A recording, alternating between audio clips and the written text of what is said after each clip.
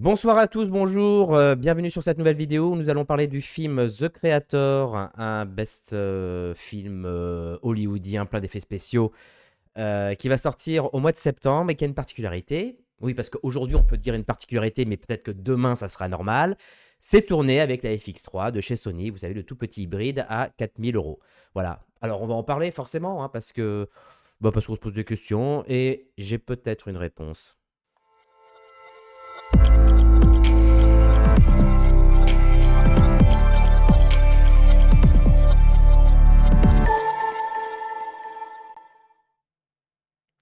Alors merci à cet abonné qui m'a envoyé via Instagram ici, voilà, un petit message en me disant: «Coucou Mathieu, il y a un film qui sort au mois de septembre qui s'appelle The Creator et qui est filmé en FX3. Alors si tu peux nous en parler, ça serait sympa».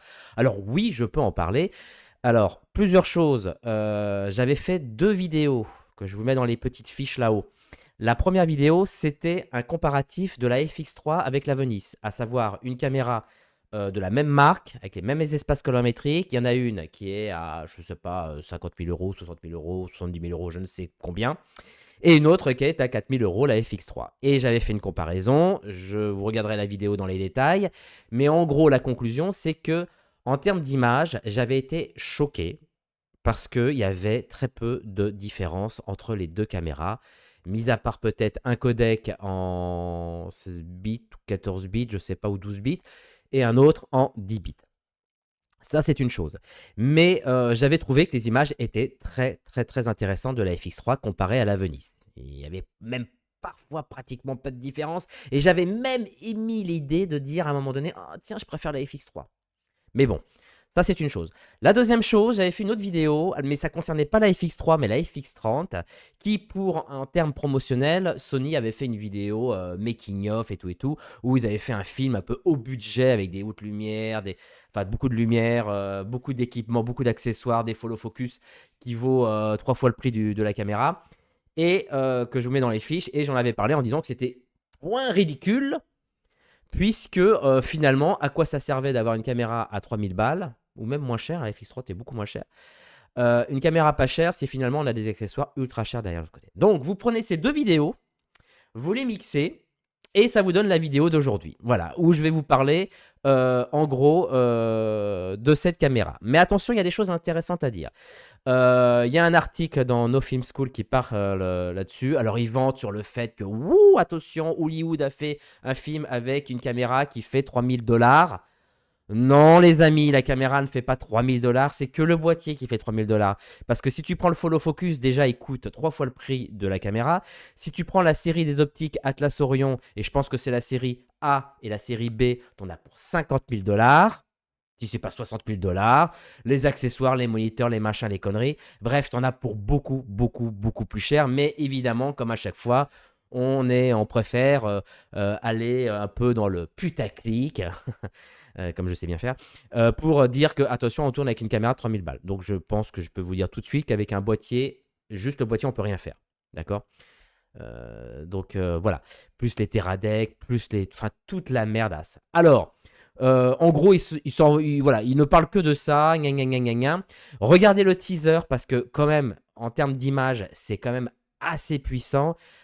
Puisque Greg Fraser, le directeur photo, que j'adore d'ailleurs, que j'adore ses images, qui est vraiment top de chez top, a fait vraiment un super travail. Alors, il a dit dans un podcast, parce que j'ai mené ma petite enquête, il avait dit à un podcast qu'il adorait la FX3, etc., etc. Moi-même, mon avis perso, c'est que j'aime beaucoup la FX3, puisque je trouve que, vous savez, dans les différentes marques, alors sauf Harry qui ne fait pas de low cost, parce que Harry fait que, que du haut de gamme, mais si on prend la Komodo avec la Monstro, si on prend la FX3 avec la Venice, il se trouve qu'il n'y a que chez Sony où la différence de qualité d'image est vraiment, le delta est aussi proche. Il n'y a que chez Sony, quoi, parce que chez Red, il y a vraiment un delta, alors que chez Sony, le delta, il est vraiment, vraiment réduit. La question maintenant, c'est pourquoi tourner avec un boîtier qui n'est pas approprié, qui n'est pas conçu pour, tourner un long métrage. Pourquoi avoir utilisé ce boîtier? Parce que finalement, quand on regarde bien, c'est une galère monstrueuse. D'ailleurs, si vous regardez des photos, je suis tombé sur d'autres photos, alors pas sur les photos du making of du film, mais sur d'autres photos de tournage où ils ont utilisé une FX3 dans la configuration, d'un film. Et en fait, qu'est-ce qui se passe? Il se passe qu'on se retrouve avec une caméra, avec des câbles partout. Comme diraient les assistants caméra, ça ressemble plus à un arbre de Noël qu'autre chose. Donc l'ergonomie, la configuration est trop compliquée. En plus, la FX3 n'a pas de filtre nœud interne.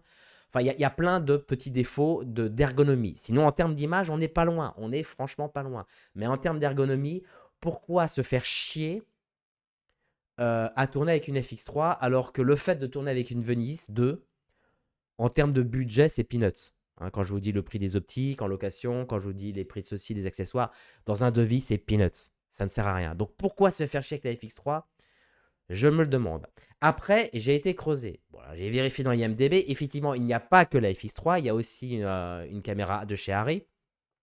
Sauf qu'il précise que la caméra Arri, ça n'a pas été la caméra principale, mais la caméra éventuellement qui a été utilisée pour des plans à effets spéciaux. Bah oui, parce que avec ce genre de caméra, on peut monter facilement à 14 bits plutôt que 10 bits. Donc je conçois que pour les effets spéciaux, c'est quand même mieux. Mais il est spécifié sur IMDb que le négatif est du RAW 4,2K. Alors, je ne sais pas, je ne connais pas trop à fond Sony FX3. Dites-le moi dans les commentaires.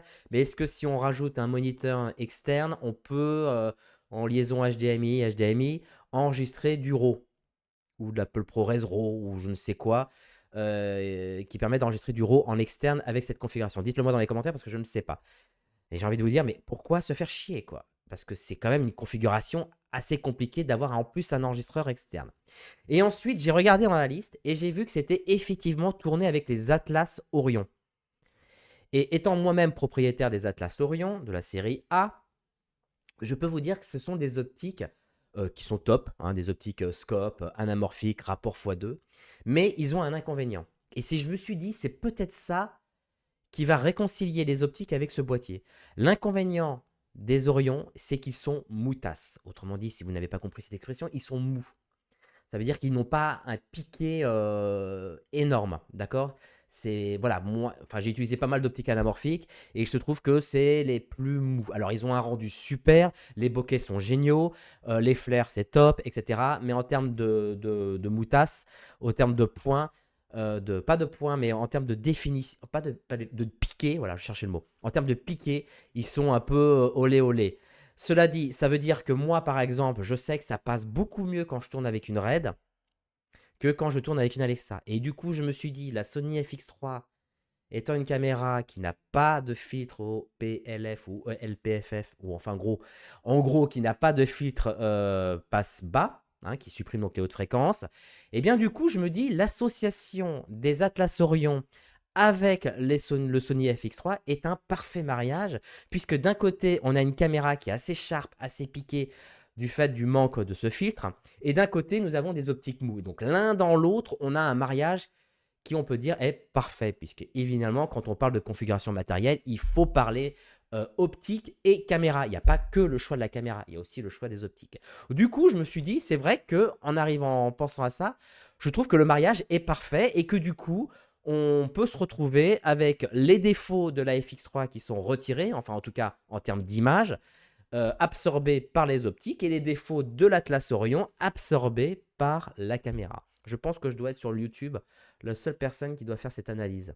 Parce que franchement, je ne vois pas l'intérêt en termes d'ergonomie sur un film, sur des tournages de plusieurs semaines, se faire chier avec les câbles HDMI, les machins, enfin tout le merdier qui permet d'avoir une caméra normalement constituée, qui finalement est constituée de plein de câbles et de plein d'accessoires qui sont, on va dire, inutiles lorsqu'on tourne avec la Venise 2.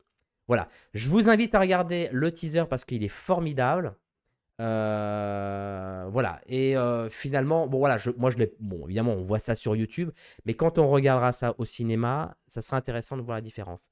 Maintenant, je me pose des questions de me dire, mais pourquoi ne pas voir tourner tout simplement avec une Venise 2, hein? En fait, je ne vois pas l'avantage. Si c'est peut-être cette question de mariage d'optique d'Atlas Orion avec une caméra. Merci de m'avoir suivi, à très vite, merci les amis, et puis à bientôt, ciao.